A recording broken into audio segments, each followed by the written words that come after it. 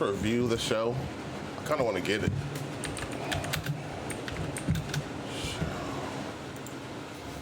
Six review.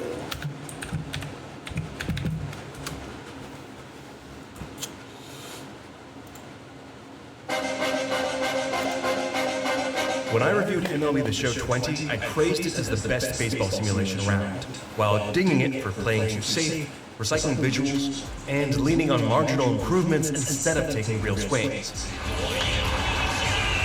6 years later, I'm getting deja vu.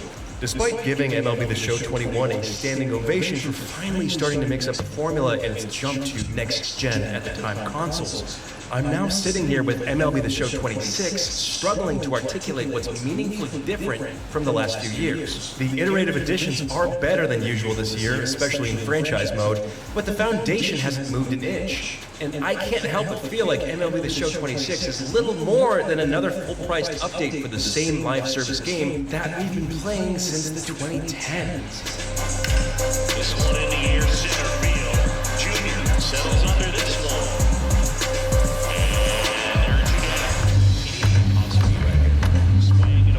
To its credit, MLB The Show 26 still plays excellent baseball. The core simulation remains the most convincing recreation of the sports in any video game, and developer San Diego Studio hasn't regressed the way Madden and NBA 2K have in recent cycles. And if you've never touched MLB The Show before, this is the best entry point the series has ever offered. Just a very well executed ball game.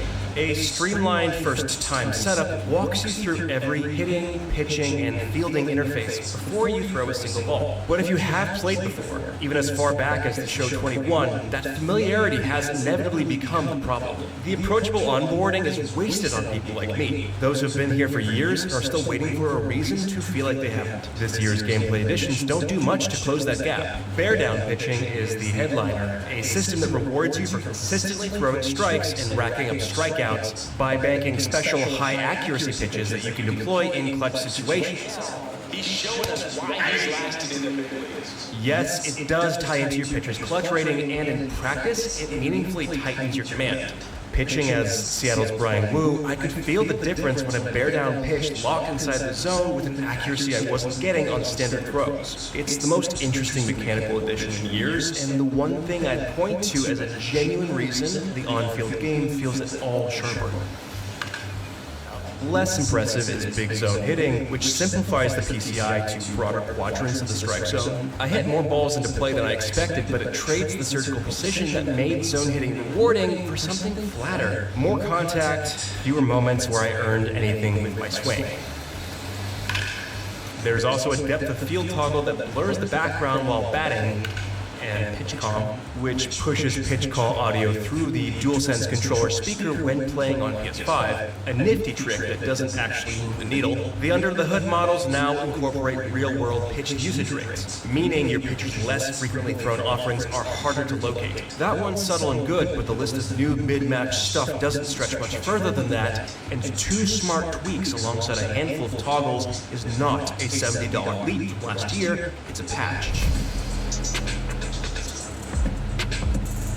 Road to the Show has received the most visible additions, though Visible is doing some heavy lifting here. The addition of 11 new colleges and the officially licensed NCAA College World Series gives the early career arc more texture than it's ever had. Meanwhile, Smart Sim, which lets your OVR rating drive simulated stats so you can skip games without torpedoing your career, respects your time in a way previous entries didn't, and getting automatically pulled back in before a big moment is the kind of attention that this mode has needed for years. That said, the college experience is still thin. Rather than playing through multiple seasons, you skip straight to your junior year and are dropped right into the College World Series. It's a prologue dressed up as a chapter. And while Road to the Show has never been better at keeping you moving forward, the story surrounding that progression is still functionally non-existent. Yeah, you'll see text boxes. Yeah, you'll continue saying, yes, coach, no, coach. Talk to me again next season, coach. And boy, the animations during these conversations are stiff. Look, I said this in my The Show 20 review, and I'm saying it again here now. There is no narrative here, and at this point, I don't think there ever will be. Watch this one go. This ball is gone, and they win the game. Diamond's Dynasty launches with a ton of content, as it has in previous years. The World Baseball Classic integration delivers WBC-themed cards across multiple programs, a WBC Conquest map, and a tournament bracket that ties Diamond Dynasty's card building directly into the international event, just to scratch the surface. If content volume is your metric, it's here, but volume has never been Diamond Dynasty's problem. The grind that makes all that content feel like a treadmill has. For example, the deluxe edition for its part undercuts the mode's competitive balance right out of the gate. Because we were sent the digital deluxe version for this review, I started with Aaron Judge, Shohei Ohtani, and other top-tier cards already in my lineup. A significant head start that standard edition buyers don't get. Diamond's Dynasty challenges also prevent duplicate players from appearing on both sides, which is fine in theory, but in practice it means whoever has the better roster and hosts the match claims the top cards first. In a cross-play challenge with my friend, she couldn't even field players that she had on her roster who I was already using.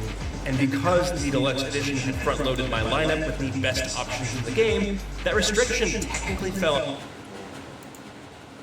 If we're operating in the old collective bargaining agreement, is there any doubt that the Lakers and LeBron James are going to come together to try and work out a longer-term deal at this point? The team and the organization that he plays for wants to say goodbye in the most respectful way possible. But because LeBron is doing unprecedented things and looks like a guy who might be able to play, I mean, honestly, if we're talking about being able to be a role player or even come off the bench, this guy could play 6-7 more years. So within a span of like 3 hours on Monday, two of the most credible NBA reporters in the entire world told us completely opposite things about LeBron James. One of them said he's leaving, the other one said he's staying. And what makes this even crazier is that one of these reporters literally changed his mind from what he was saying just a few weeks ago. We're gonna try to break this whole thing down because I genuinely think subscribers, and now that we get all that out of the way, and he points to the lack of fit with Luka and Reeves early on as part of what drove that thinking. But then, almost at the same exact time, ESPN's Tim McMahon, who has been one of the most vocal reporters all season long about LeBron being done in LA, goes on the Hoop Collective podcast and says that LeBron might actually come back to the Lakers. LeBron's thriving in that role, and if you'd have told me in late February, hey, LeBron might actually be back in LA, I'll listen now. They're enjoying each other. Like, the chemistry has done a 180. That is a massive shift, because this is the same Tim McMahon who back in January went on the same podcast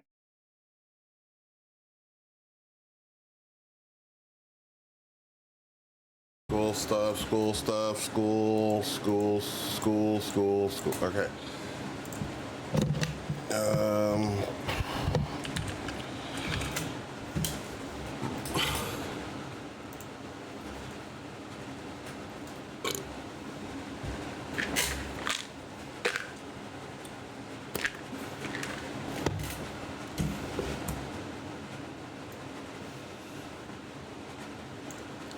Wait.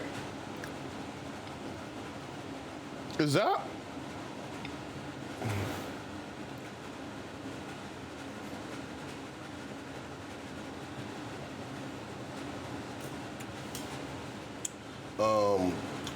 Star-Lord?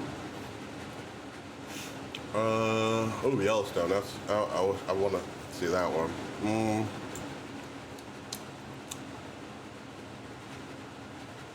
Wait. I did see it yesterday. All right, April 1st, April 7th, April 14th. Damn, 8 episodes only? Wow. It's gonna be.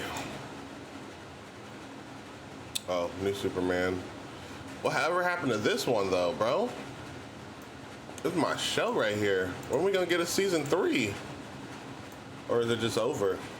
Superman, they need to do Batman anime next or something. As this was dope. What was I on here for? I was looking for something. What was I looking for?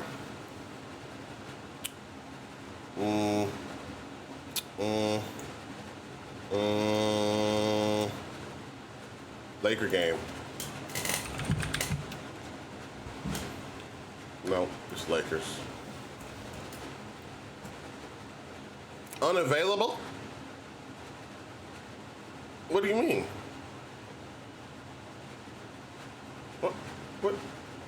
What do you mean? Why? I live in LA. Why isn't it? Yo, you guys in Time Warner need to stop this bullshit, bro. Time Warner, fucking give up the rights. Give up the fucking rights, bro. Fuck, I don't have cable. Who the fuck watches cable? Fuck, bro. I literally bought. Man, you guys are some fucking bitches. What's on Fox 1? Is that Johnny Knoxville? No fucking way. Fear Factor? Yeah, we're gonna have to watch that one. I know exactly where to go so you guys can see it too. Because it won't let you watch it on Amazon.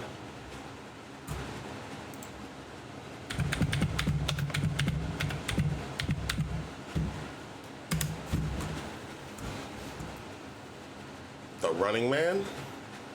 That's a good movie too. I haven't seen Frankenstein though.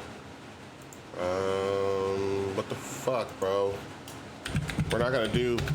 Let's go Fear Factor, Johnny Knoxville. What is it called? House of Fear.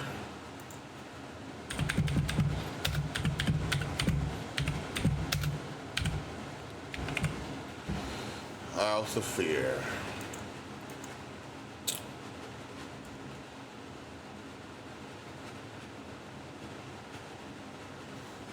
This is not shut down, so we can still watch it on here.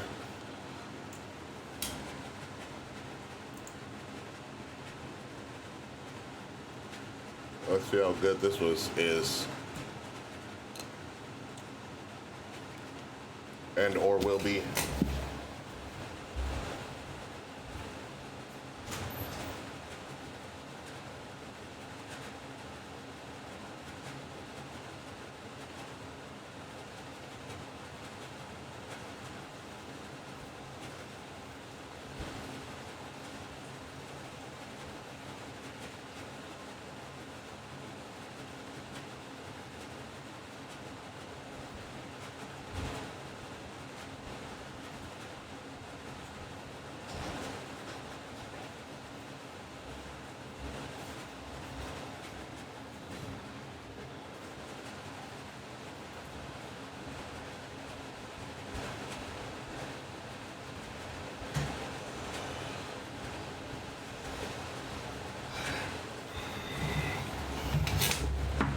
What time is it? Let me call this nigga, bro.